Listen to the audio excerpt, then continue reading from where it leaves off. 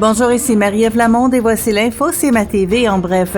C'est ce dimanche 1er octobre, dans le cadre des Journées de la culture, que la Corporation des arts et de la culture de Lillet a procédé à l'inauguration de son café culturel à la Salle des habitants. Ce lieu de rassemblement s'inscrit dans le plan d'action 2021-2026 de la politique familiale et des aînés de la municipalité de Lillet.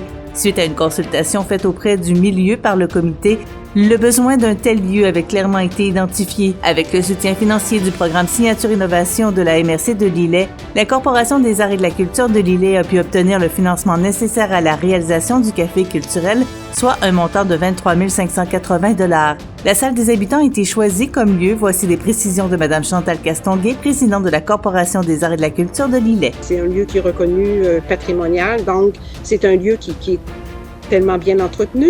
Donc, c'est une occasion rêvée de profiter au maximum de ce lieu-là, d'autant plus qu'on retrouve au sous-sol une bibliothèque et on retrouve à l'étage supérieur le journal local Le Hublot. Rapporté par Radio-Canada, un accident serait survenu sur le rang du milieu dans la municipalité de Saint-Pierre-de-la-Rivière-du-Sud samedi vers 14h25. L'automobiliste originaire de Montmagny qui tirait une remorque aurait perdu le contrôle de sa voiture et aurait effectué une sortie de route. Selon les autorités, le conducteur aurait été éjecté de l'habitacle. Le conducteur de 40 ans a été gravement blessé, mais son état serait stable selon la Sûreté du Québec. La route a été fermée à la circulation une bonne partie de l'après-midi pour que la SQ puisse mener son enquête. Le premier rendez-vous mieux-être et santé mentale s'est tenu le 16 septembre dernier à Montmagny au pavillon communautaire Espace Citoyen. L'événement organisé par les organismes communautaires Le Trait d'Union et l'Ancre a attiré un peu plus de 200 participants qui ont eu l'occasion de s'initier au concept entourant la santé mentale et le mieux-être de la personne.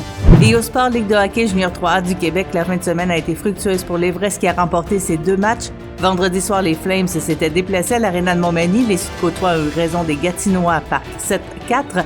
La Côte-du-Sud complétait sa fin de semaine en visitant le VC de Laval et l'ont emporté 4-3 en tir de barrage. Avec ces 2 gains, l'Evresse termine la fin de semaine au premier rang du classement après 8 rencontres. Pour plus d'informations, visitez le cmatv.ca ou suivez-nous sur le fil Twitter X de CMA TV.